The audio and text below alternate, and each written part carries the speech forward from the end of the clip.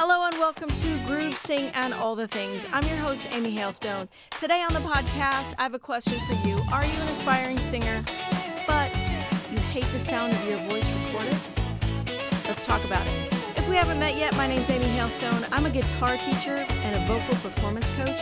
I'm an artist myself. I've been teaching guitar for over 30 years, and I've been a vocal and performance coach for nearly a decade. I'm so happy you're here today with me. Let's jump into the episode and talk about that question.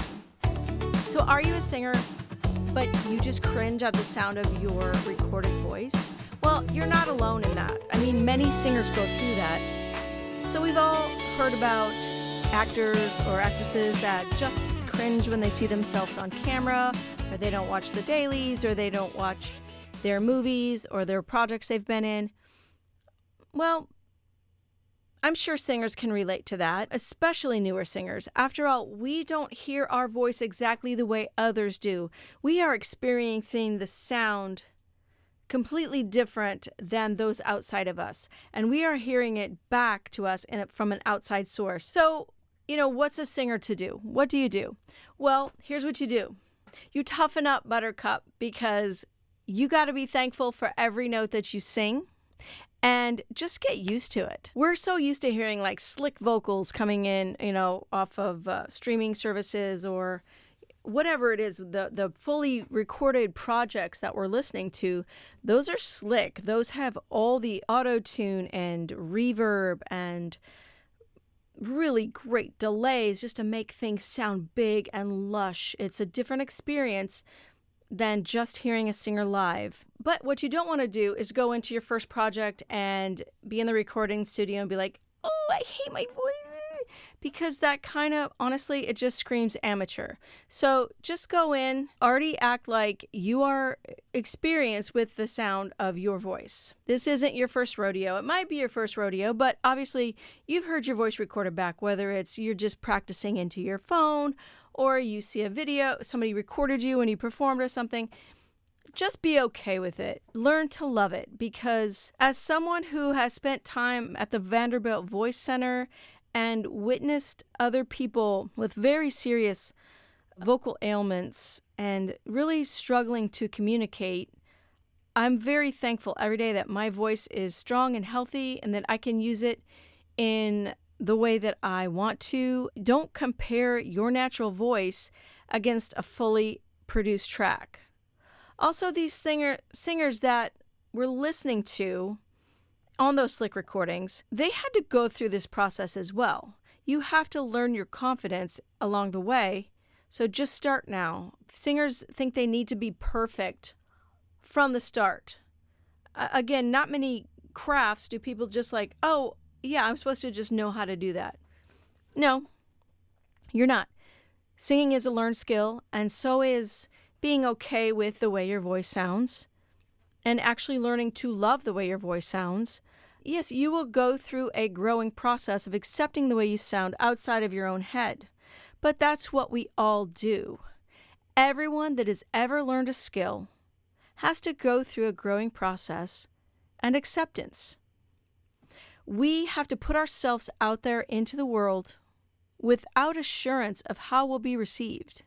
I mean, that's art. That's any kind of art. So I did a quick search, something like singers who don't like the sound of their own voice. I found one article that was written by, it was more scientific based, which I will link in my blog post about this subject. But I found a plethora of just articles that you could just tell were just AI slop. But I do want to help you in your singing journey and offer you some friendly advice. Again, it's simple. Just love your voice. It's special. There's only one of you. I'm sure you've heard this so many times. There's only one of you in the entire universe. Like, the odds of that are astronomical, obviously. So embrace what you have to offer the world. And I remember my coach offering me this advice. I'm paraphrasing, but it was basically, love every note that comes out of your mouth. Because I was working on my technique at the time, just really doubting everything. And the concept kind of blew my mind. But I have taken that to heart, And I've worked on that. I don't think too much about the sound of my voice. I just assume it's going to be there for me for all the things that I've worked on through my voice. While I didn't hate the sound of my own voice, I didn't have confidence in it. I didn't love it. And there's so many things that he taught me, but that was one that, again, like there's so many eye openers, but I was like, whoa, what would happen if I actually did love my voice? So the concept applies throughout your musical career. Love your voice, love your art, love your songs. I mean, don't be weird about it, you know? Songs they're near and dear to our hearts, but we have to be willing to make changes, accept criticisms. Whatever our art is, if we're playing guitar, we need to take feedback from other people, but we're still loving the experience of playing. We're loving the fact that we can make music. This might sound like a little bit cheesy, like I'm a cheerleader. Like I kind of am your cheerleader, okay? Just get over yourself. If you're in your own way, which let's face it, most singers are, most artists are, just try to have more fun on the journey. Just like don't take everything so seriously. And I can only sit here now and tell you that because I was that person overthinking everything. So maybe I can help you just think about things a little bit differently right now if you're struggling with loving the sound of your voice or being wrapped up in your technique, and just let it go.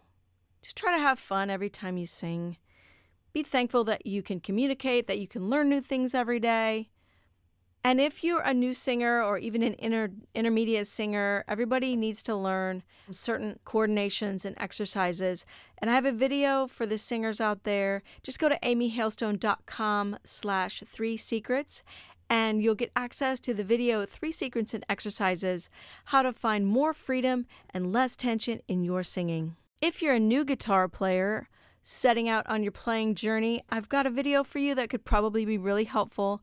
Just go to amyhailstone.com/5things. You will get access to the video 5 things every new guitarist needs to know. So that's it. That's all I have for you this week. Try to love your voice. Try to appreciate what you have to offer, that you have the freedom to learn new things every day and to communicate every day. Please visit me at amyhailstone.com if you're interested in booking a vocal or guitar lesson with me. And thanks for joining me on the podcast today, and we'll see you in the next episode of Groove, Sing, and All the Things.